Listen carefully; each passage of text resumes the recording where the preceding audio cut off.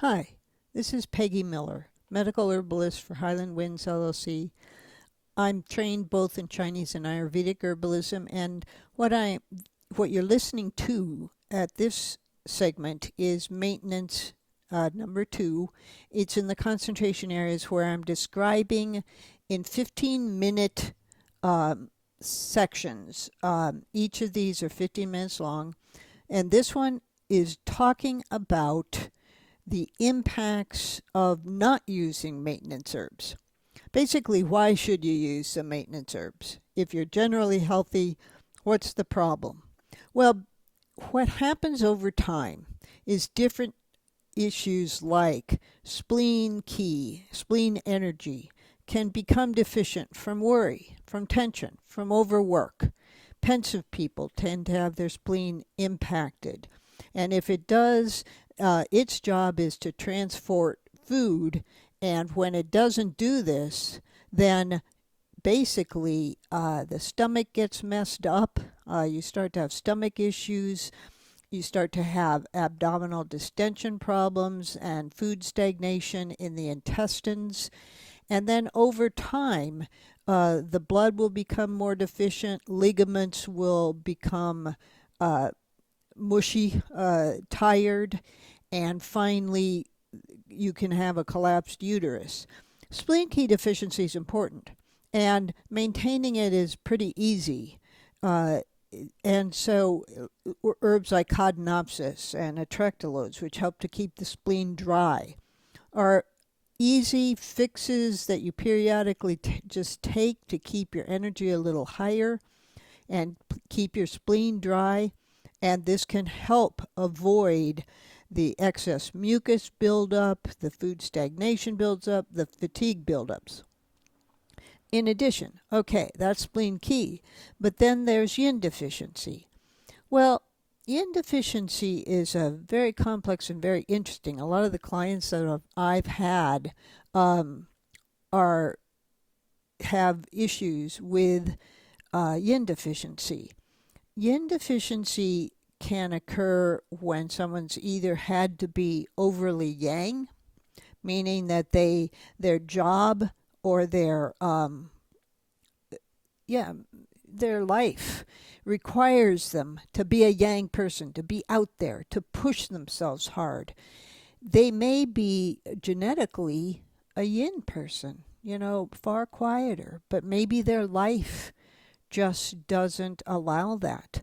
If you push yourself to be overly yang, then you burn up yin in your system. Diet can also burn yin. Yin is the moisture that keeps everything generally lubricated. It's not mucus, it's moisture. If you were to cut your kidney in half, you would see that it's very moist. As you get older, it gets drier. But also things causing yin deficiency can cause a lack of moisture, including being too yang. And so it's quite simple to take herbs for this, and I'm describing in each age group which herbs are probably the ones you should focus on the most. But yin deficiency, if you ignore it, and signs like burning feet, really dry skin, lower back ache, night sweats are a common sign of yin deficiency. And it can cause the heart to heat up, the kidneys to operate improperly. It can lead to enlarged prostate in men, and it can lead to skin issues. Dryness. So yin deficiency is very critical. And here again, fairly simple. Herbs like prepared Rehmannia, Diascorea, which is a Chinese yam. It helps build kidney jing. Cornus helps to build yin as well as helps maintain the kidneys overall and helps increase kidney essence. So there are a number of herbs like that that are very good. Lychee berries, often called goji berries, very good for yin, to maintain your yin levels. You can even get goji berries at Walmart now in a powdered form over in a section. Well, just look for them or ask for them. You can add them to your smoothie in the morning, or to casseroles that you make, soups that you cook. So it's easy to add these things to whatever you're cooking or make tea with them and thereby keep your yin up. You'll feel a lot better. Blood stagnation is another thing that you need to just maintain. The blood can become stagnant due to either Qi deficiency, which is energy deficiency, or because pollutants in the liver, like, oh, at any age, but the younger ages are known for it predominantly. Too much alcohol, too many party drugs, they plug the liver. And when you plug the liver, as well as, and also, I should add, red meat is another, large amounts of red meat can also plug the liver. A very rich diet can help contribute to blood stagnation in the liver. Blood gets stagnant when things can't flow, and when you've had too many pollutants, or when your liver is just not getting enough energy. And I'll talk next about Qi stagnation, because if the energy channels are clogged from either blood stagnation or from basically not enough of the right kinds of food which give energy, or your spleen not working correctly, so your Qi, your energy, becomes deficient. Different things of that nature can cause Qi stagnation or Qi deficiency.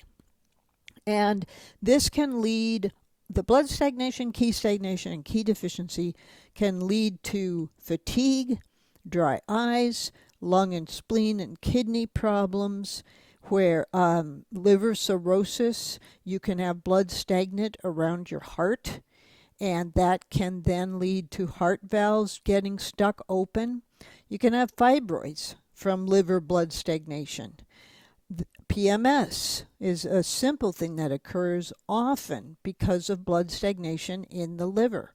Some blood stagnation is literally due, just like, let's say you have, when you're a kid, you have a bicycle accident and you bang yourself up. Something as simple as that happens to most kids.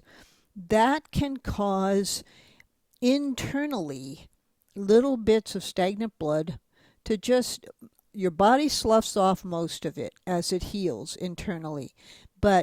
Or after surgery, same thing, blood stagnation, and your body sloughs it off, but there will be little pieces here and there. Women with menstrual issues create lots of little tiny blood clots, which can accumulate, and usually where they accumulate is in the liver. The liver is sort of what is designed to handle all that, but it gets clogged. But it's not just the liver. If there's enough little bits of stagnant blood, hardened stagnant blood, they can congest around the heart, in the legs. Basically, blood clots, tiny ones, can occur in a number of places. And here again, a maintenance program will periodically just provide, a blood clearing once every 6 months, once a year. Take Dan or take Shendan, Dan.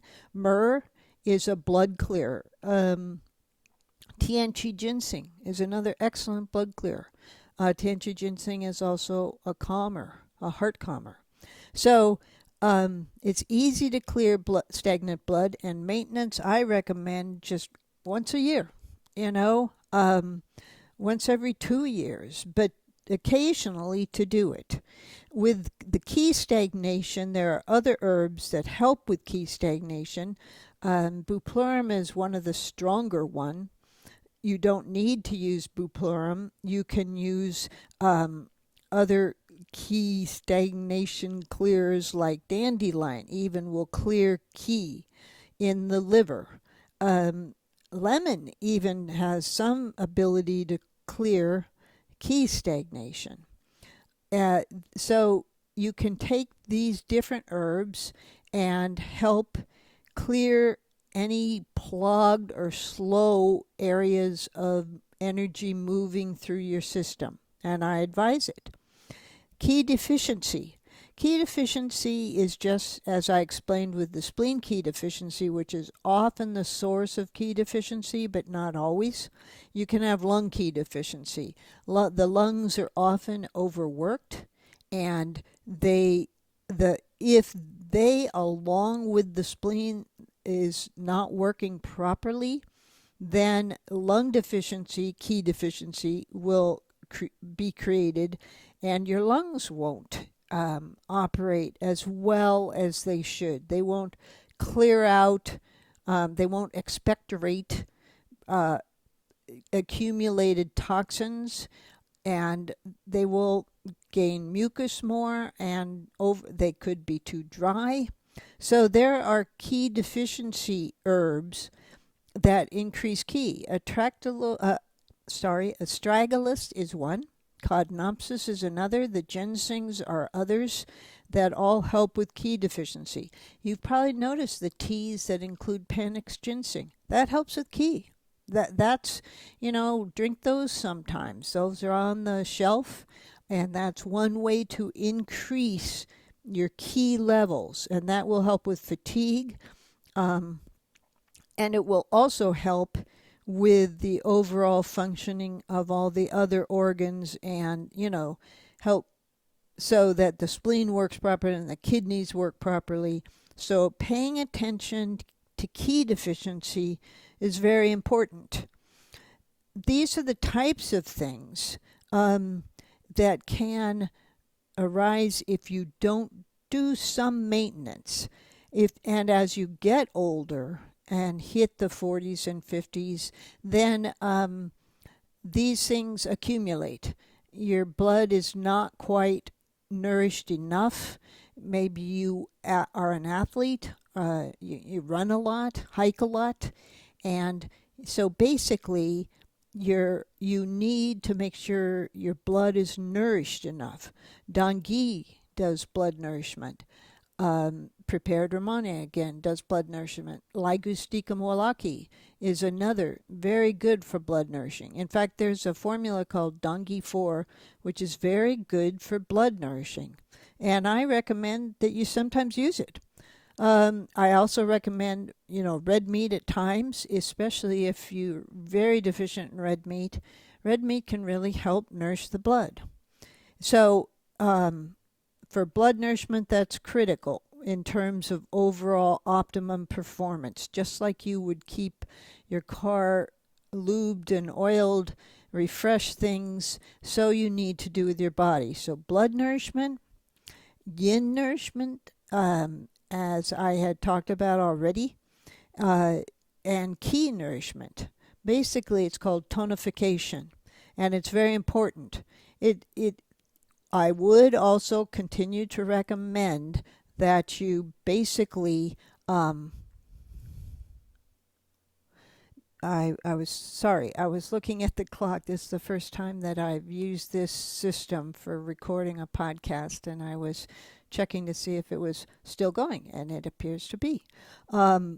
So those are the areas, those are the types of reasons.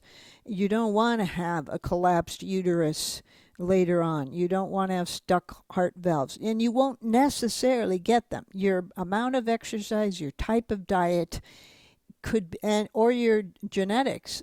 Some people genetically have a tendency to just, their bodies work finely tuned. It's sort of amazing.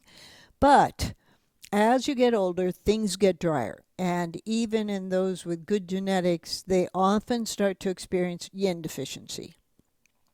They also, so there are herb formulas to help increase the moisture level, but and Romania 6 is one of the constant ones.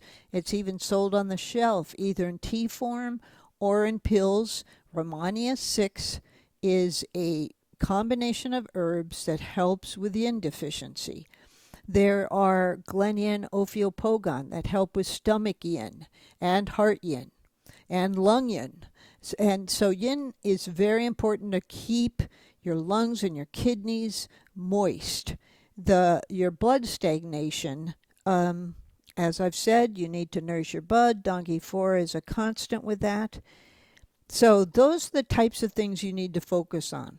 I hope you have a great day, and I'll look forward to another 15-minute segment. Thank you.